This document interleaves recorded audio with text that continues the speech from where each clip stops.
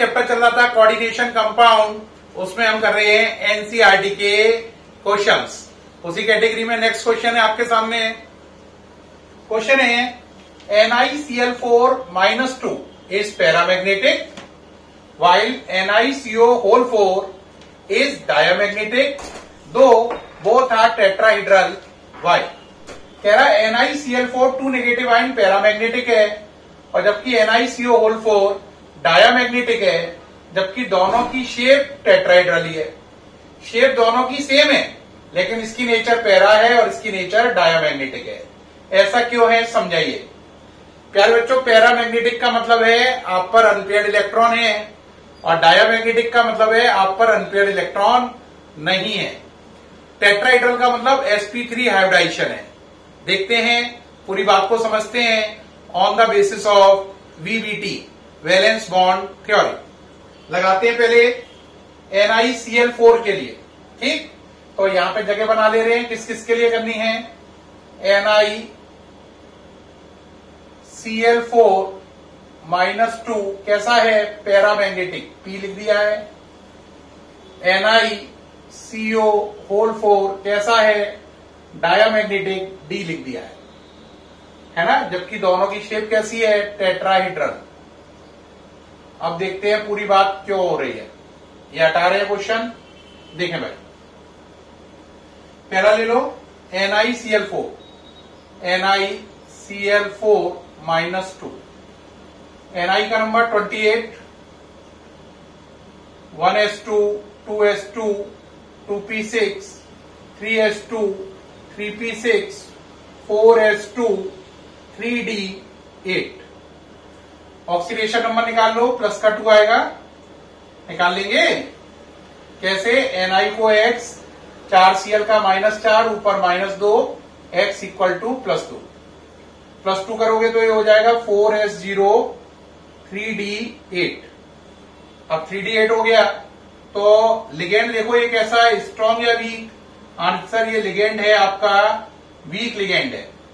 Cl negative आपका कैसा ligand है, वीक लिगेंड है Cl नेगेटिव।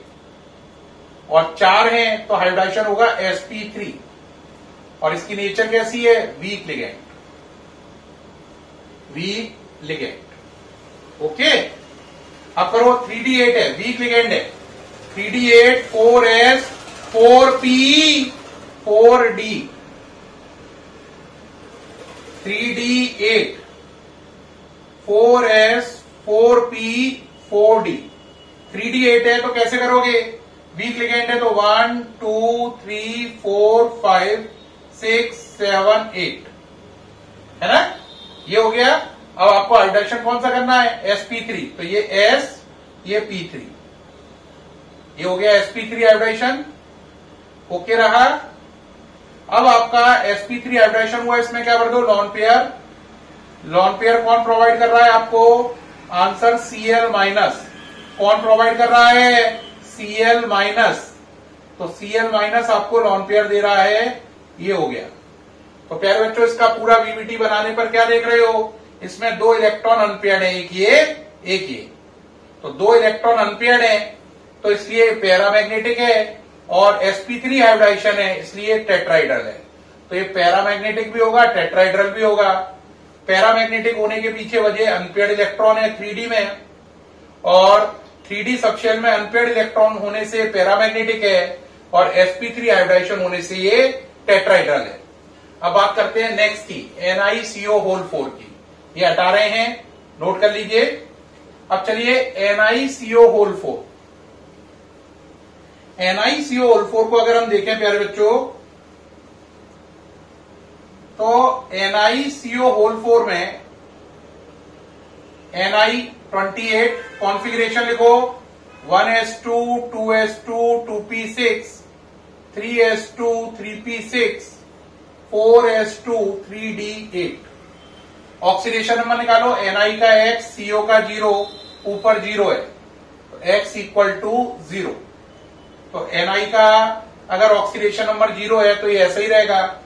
अब ये बात देखनी है लिगेंड, CO दुनिया का सबसे स्ट्रॉन्गेस्ट लिगेंड है तो ये चाहेगा हाइब्रिडाइजेशन कौन सा कराऊं, DsP2। स्ट्रॉन्ग लिगेंड 4 हो तो DsP2 हाइब्रिडाइजेशन होता है, तो ये DsP2 का एफर्ट करेगा पहले। अब चले 3D8 स्ट्रॉन्ग लिगेंड है, ये तो समझ में आ रहा है, तो सारे पेयर करके चलो 1 2 3 4 5 6 7 8, ये हो गया 3D8। 4s2, 4s में 2 इलेक्ट्रॉन है, 4p खाली पड़ी है, 4d भी खाली पड़ी है। अब सीओ ने सोचा मैं तो दुनिया का सबसे स्ट्रॉन्गेस्ट लिगेंड हूं, तो मैं तो सब चीजों को पेयर करूंगा, तो उसने पूरी ताकत लगाकर इन दोनों इलेक्ट्रॉन को भी इधर भेज दिया पेयर करने के लिए, क्योंकि वो दुनिया का नंबर 1 लिगेंड है, तो नंबर 1 में तो बहुत ताकत है, वो चाहे कुछ भी कर सकता है। तो उसने इन दोनों इलेक्ट्रॉनों को पेयर करने के लिए इधर भेज दिया, क्योंकि स्ट्रॉन्ग लिगेंड की एक ही कोशिश है सारे इलेक्ट्रॉन पेयर्ड अप हो जाए। तो ये दोनों इलेक्ट्रॉन भी इधर से इधर चले जाएंगे, तो ये पहले ही ऐसा था, और जब ये दोनों इलेक्ट्रॉन यहां से इधर गए, ये वाले दोनों, तो ये जगह खाली हो जाएगी, देख रहे हैं खाली हो गई, और ये दोनों इधर आ गए, तो ये हो गया 3D10 और ये हो गया 4s0 4p4d 4p4d। दुनिया के सबसे स्ट्रॉन्गेस्ट लिगेंड ने सबसे अच्छा काम किया, सबको पेयर कर दिया। अब उनने कहा मुझे हाइब्रिडाइजेशन करना है DsP2, लेकिन आप देखो अब ये D खाली ही नहीं है। अब उसने कहा है D खाली नहीं है, मैं करूं क्या? पूरी ताकत लगाने के बाद भी D खाली नहीं हो रही है, तो मजबूरी में हाइब्रिडाइजेशन बदल के करना पड़ा sp3, जबकि दुनिया का नंबर 1 लिगेंड है आप पे, तो आपने किया sp3, जबकि दुनिया का best ligand CO number 1 ranker आपके पास था। अब ऐसा करने पर 4 लॉन पेयर मिले, और वो 4 लॉन पेयर आपको दुनिया के नंबर 1 लिगेंड CO से मिले। अब हाइब्रिडाइजेशन कौन सा हुआ? sp3, तो sp3 हाइब्रिडाइजेशन हुआ तो शेप हो गई टेट्राहेड्रल, जैसा कि उन्होंने कहा था, टेट्राहेड्रल हो गई इसकी shape.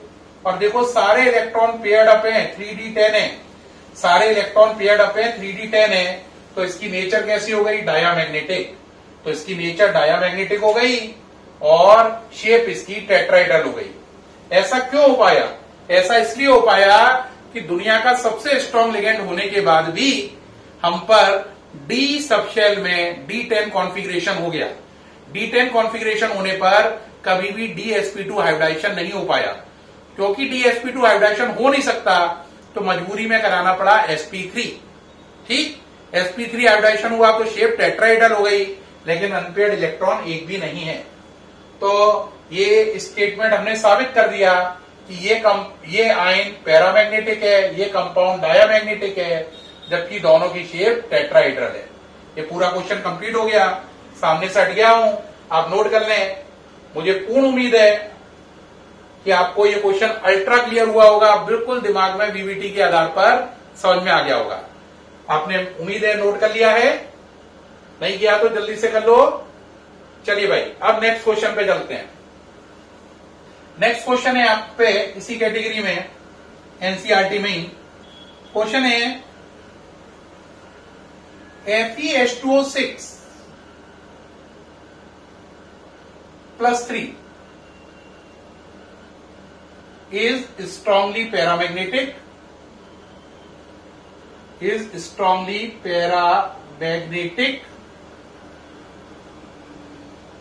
but FeCN6 -3 is weakly paramagnetic। कह रहा है दो आयन हैं, दोनों ही आयरन के हैं। पहला आयन ये है, ये स्ट्रॉन्ग पैरामैग्नेटिक है, जबकि ये आयन वीकली पैरामैग्नेटिक है, यानी इसमें पैरामैग्नेटिक करेक्टर ज्यादा है, इसमें पैरामैग्नेटिक करेक्टर कम है। इसके लिए आप क्या करेंगे? इस पर वीबीटी थ्योरी लगाएंगे दोनों आयनों पर। एक में पहले वाले केस में अनपेयर्ड इलेक्ट्रॉन ज्यादा निकलेंगे, एक में कम निकलेंगे। पहले वाले केस में अनपेयर्ड इलेक्ट्रॉन ज्यादा निकलेंगे तो स्ट्रांगली पैरामैग्नेटिक, दूसरे वाले केस में अनपेयर्ड इलेक्ट्रॉन कम निकलेंगे तो वो वीकली पैरामैग्नेटिक माना जाएगा। वीकली पैरामैग्नेटिक मैंने कम अनपेयर्ड इलेक्ट्रॉन, स्ट्रांगली पैरामैग्नेटिक मैंने ज्यादा अनपेयर्ड इलेक्ट्रॉन। करना शुरू करिए, सामने से हट गया हूं, क्वेश्चन नोट कर लिया होगा, ऊपर लिख ले रहे हैं क्या है, FeH2O6 +3 कैसा है? स्ट्रॉन्ग पैरामैग्नेटिक, और एक है FeCN6 -3, कैसा है, वीक पैरामैग्नेटिक। करना शुरू करते हैं, इसे हटा रहे हैं, VBT अप्लाई करेंगे, समझ ही रहे हैं, लगाइए। पहले Fe का नंबर 26, पहला केस कौन सा कर रहे हैं, FeH2O6 +3 को। चलिए भाई, आयरन का नंबर 26 लिखो, 1s2 2s2 2p6 3s2 3p6 4s2 3d6। Oxidation number निकालें, X पानी का 0 equal to +3, X equal to +3। Iron का ऑक्सीडेशन नंबर +3 है, तो ये हो गया 4s0 3d5। 4s0 3d5 हो गया। डी में 5 है। लिगेंड कैसा है, लिगेंड है आपका वीक। पानी कैसा लिगेंड है, वीक लिगेंड है। वीक लिगेंड होने पर, और वो भी 6 हो, तो वीक लिगेंड होने पर WL वीक लिगेंड होने पर 6 हो तो हाइब्रिडाइजेशन होता है sp3d2। तो ये हो गया 3d5, 5 इलेक्ट्रॉन हो गए। ये हो गई 4s खाली पड़ी है, 4p खाली पड़ी है, 4d खाली पड़ी है। नाम है इसका 3d5 4s 4p 4d। Hybridisation कौन सा होगा, sp3d2 sp3d1d2। ये हो गया हाइब्रिडाइजेशन sp3d2, है ना। अब sp3d2 हाइब्रिडाइजेशन हुआ, इन्हें मिटा दो। अब इन ऑर्बिटल को लॉन पेयर से भर दो। ये लॉन पेयर हो गए। कौन दे रहा है लॉन पेयर, आंसर आपको ये लॉन पेयर दे रहा है वीक लिगेंड H2O। तो पहला लॉन पेयर H2O से, दूसरा, तीसरा, चौथा, पांचवा और ये छठवां लॉन पेयर। ये लॉन पेयर लेने के बाद हाइब्रिडाइजेशन हुआ sp3d2 और इसमें अनपेयर्ड इलेक्ट्रॉन कितने हैं, 5। अनपेयर्ड इलेक्ट्रॉन 5 हैं, तो अनपेयर्ड इलेक्ट्रॉन है 5, यानी कि बहुत सारे अनपेयर्ड इलेक्ट्रॉन है 5। डी में अनपेयर्ड इलेक्ट्रॉन मैक्सिमम कितने हो सकते हैं, आंसर 5 ही हो सकते हैं। डी सबशेल में मैक्सिमम अनपेयर्ड इलेक्ट्रॉन कितने हो सकते हैं, 5, और आपके केस में कितने हैं, 5। तो इसका मतलब ये स्ट्रांगली क्या है, पैरामैग्नेटिक। तो ये स्ट्रांगली पैरामैग्नेटिक है क्योंकि इसमें 5 अनपेयर्ड इलेक्ट्रॉन है। तो 5 अनपेयर्ड इलेक्ट्रॉन की वजह से ये स्ट्रांगली पैरामैग्नेटिक होगा। ये सामने से हट गया हूं, पूरा करके दिखा दिया है। अब इसमें अनपेयर्ड इलेक्ट्रॉन निकालते हैं, ठीक, ओके। ये आगे बढ़े। अब अगला चलो प्यारे बच्चों, क्या है, FeCN6 -3। Fe का नंबर 26 करो, 1s2 2s2 2p6 3s2 3p6 4s2 3d6। Oxidation number निकालो, Fe का x 6Cn का -6 equal to -3, x equal to +3। Iron का ऑक्सीडेशन नंबर +3 आया, तो ये हो गया 4s0 3d5 हो गया। अब बात ये है, ये लिगेंड कैसा है, स्ट्रॉन्ग है वीक, आंसर स्ट्रॉन्ग लिगेंड है, Cn-। स्ट्रॉन्ग लिगेंड है तो हाइब्रिडाइजेशन होगा 6 लिगेंड होने पर D2sp3। कौन सा, D2sp3। 3d5 लिगेंड स्ट्रॉन्ग है तो पेयर करके चलो, 1 2 3 4 5, ये हो गया 3d5। 4s खाली, 4p खाली, 4s खाली, 4p खाली और 4d भी खाली पड़ी है। ओके रहा, ये सब खाली पड़ी है। अब चलो, अब कौन सा हाइब्रिडाइजेशन कराना है, D2sp3। तो ये हो गया D2sp3। इसको मिटा लो जिससे साफ साफ नजर आए, जगह कंजेशन ना हो, ठीक। अब इसे लॉन पेयर से भर दो।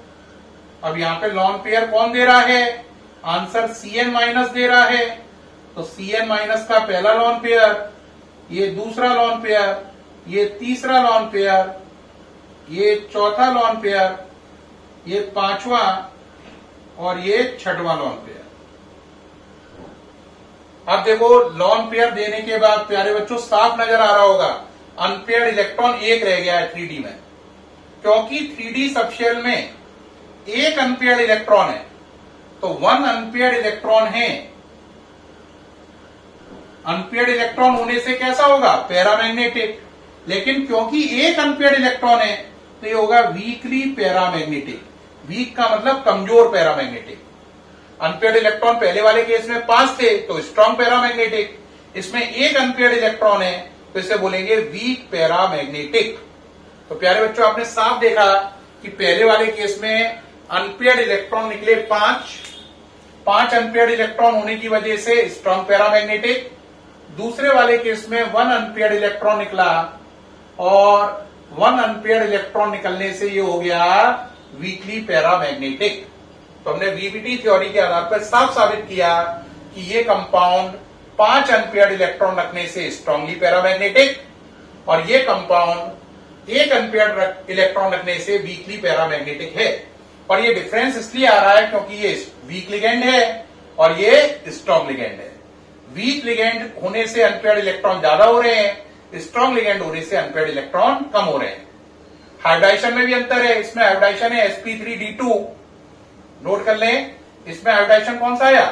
sp3d2 और इसके अंदर हाइब्रिडाइजेशन कौन सा आया? d2sp3। हाइब्रिडाइजेशन में भी अंतर आ चुका है। मैं सामने से हट गया हूं, उम्मीद है आपने ऊपर का जो काम का डेटा है सारा नोट कर लिया है। ओके रहा? प्यारे बच्चों आपसे फिर मुलाकात होगी नेक्स्ट वीडियो में और मुझे उम्मीद है ये दोनों क्वेश्चन आपको बिल्कुल अल्ट्रा क्लियर हुए होंगे। फिर आपसे मुलाकात होगी नेक्स्ट वीडियो में नए क्वेश्चंस के साथ। तब तक के लिए बाय।